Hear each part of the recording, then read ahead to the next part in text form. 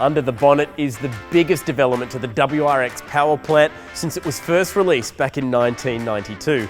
The FA20DIT engine, launched last year, is a turbocharged 2-litre direct injection horizontally opposed boxer engine.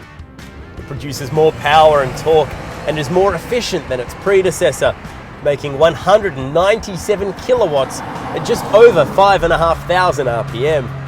And a maximum 350 newton meters of torque while working through its power curve. The dual active valve control system also helps to extract as much power as possible. This engine has been rigorously tested and optimized, so it's smooth and efficient in the city with better fuel economy and lower emissions than the previous generation.